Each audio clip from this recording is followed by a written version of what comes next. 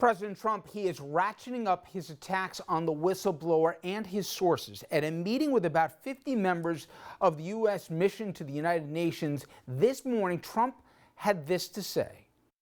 I want to know who's the person that gave the whistleblower, who's the person that gave the whistleblower the information, because that's close to a spy. You know what we used to do in the old days when we were smart, right? With spies and treason. We used to handle it a little differently than we do now. For the record, that would mean the people were killed, sometimes by hanging. Times reports people in the room were stunned by the remarks. And speaking of stunning, Rudy Giuliani's interview with The Atlantic is nothing short of shocking. The man who used to be known as America's mayor and now proudly says he's the president's attorney, although not registered, with any lobbying credentials to go abroad, even though he did go to Ukraine, he had this to say, quote, "It is impossible that the whistleblower is a hero and I'm not. I will be the hero. These morons, when this is over, I will be the hero. I'm not acting as a lawyer. I'm acting as someone who has devoted most of his life to straightening out government. Anything I did should be praised." Well, joining me now, Pamela Naughton. She, a former federal prosecutor, also served as a counsel to the House Iran-Contra Committee and Judiciary Committee. And first off, before we go through the TikTok and how this was supposed to work versus how it did, the comments by the president, and to a lesser degree Rudy Giuliani, to say that they're chilling and to try and scare off people from participating, my God, it's worse than tone deaf. This is, obstructionary, isn't it? Well, a case could be made that it's obstruction and at least witness intimidation. Okay, so if you could, Pamela, there was a lot of Q&A with the DNI.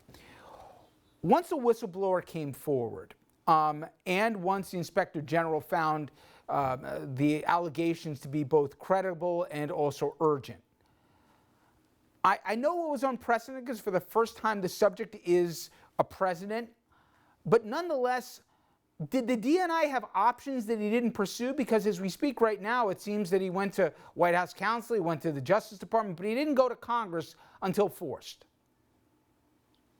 That's correct. And the statute specifically states that he's to turn over that report to Congress. It shall turn it over, not in his discretion or not after consulting with the White House counsel or the Department of Justice. So to that end, taking now the contents, now that we've seen the complaint, what is stunning to me is, even if it was second or third hand, the granular details of what he had, and also what we haven't even fully vetted, but what we already know, but even that he hints at that there was additional documents or conversations that were put in the quote-unquote lockbox here. To that end, Pamela, there's only a few people, explain if you could to the audience, that would have been privy to that kind of a conversation, and they'd be senior people. To get this kind of information and cooperation, this didn't happen at some lowly junior level. You had to be someone important to pass, or at least eyewitness or ear witness this conversation the president had. Yes, very few people actually have access to it. Back when I was on the Iran-Contra Committee investigation staff, we found out that the president, even after Watergate happened and Alexander Butterfield disclosed the taping system in the White House, that the president nevertheless still tapes all conversations with foreign heads of state. So this is not unprecedented that this transcript was turned over because presidents have always had those conversations taped and analyzed. So that's not unusual. What's unusual here is that this particular conversation and others, according to the witness today at Chairman Schiff's hearing, indicated that other conversations, including those with Putin and others, were placed then in a secret code word clearance compartment by White House staff so that no one else could read them or get to them. That's what I find very, very troubling here.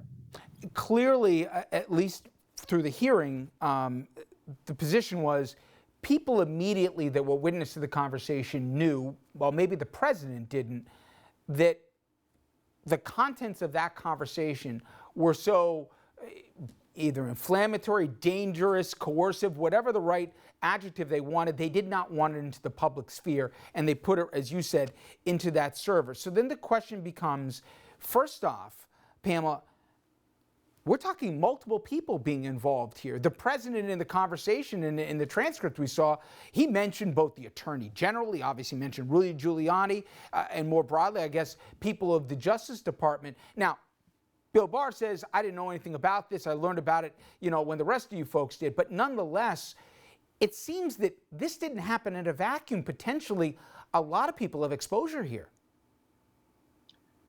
A lot of people would have exposure if this were investigated by someone with criminal authority. In other words, someone with authority to prosecute. But what came out in the hearing today was that the position the Department of Justice is taking is that there's no conceivable crime here, and therefore we are not going to investigate or prosecute. And frankly, the Department of Justice is the only one with authority to do so. Ask you, there's no way, in your understanding, that Adam Schiff or others, through subpoena, could get access to that lockbox, if you will, of the server that obviously, or we believe at least, has the contents of these conversations? What I believe Chairman Schiff should do is, number one, there was a big disagreement today in the hearing as to whether or not the FBI had received a referral. The witness claimed he did, but could not identify who at the FBI received that referral.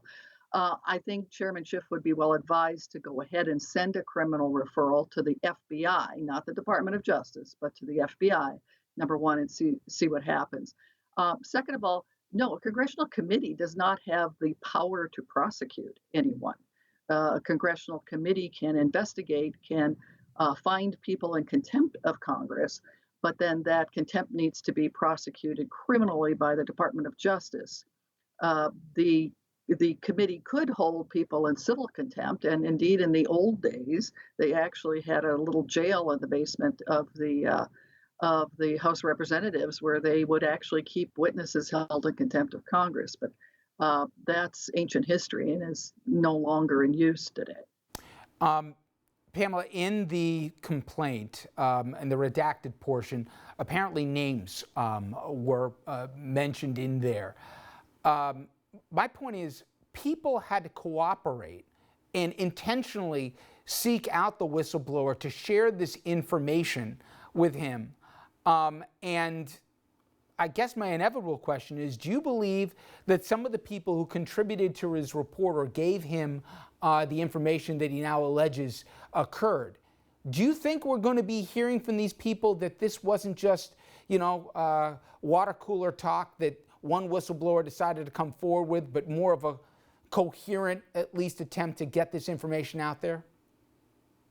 I think that would be speculation on anybody's part as to what different people would do. I think there's probably a lot of people right now in Washington that are lawyering up and will probably do what their attorneys advise them to do. So I don't think a lot of people are going to come forward without compulsory process, either from the committee or from a prosecuting entity. Finally, this is a bad mess, and this is also a bad look. And now we have a situation where we have intelligence concerns, the Justice Department that's seen, not to, to have a finger on the scale, and a Congress that's not going to be going away anytime soon. Do you believe at the end of this, we're going to find out what really happened, or do you think at this point it's unlikely we're going to find the contents, what's in that server? Oh, I think we'll find it sooner or later. I mean, what everybody forgets is that there is an election coming up. If there's a change in administration, everything's going to come to light because the people who take the places of the people who have been there are going to uncover these things, and it will come to light eventually. The question is whether or not in an impeachment proceeding, a court would compel that to be turned over, or at least compel the examination of those documents by the Intelligence Committee. I think the impeachment may have to include other officials in the U.S. government in order to send the message that this is improper conduct. Withholding this information from the intelligence committees is improper and an abuse of power. Pamela Naughton, great job. I appreciate you making the time for us tonight. Thank you so much. You're welcome. Coming up next, everyone, the president and his supporters, they're sticking to talking points, saying the investigation of the Ukraine situation, a hoax and a witch hunt. And after the break, we're going to show you why it's not only none of those things, but actually a huge deal.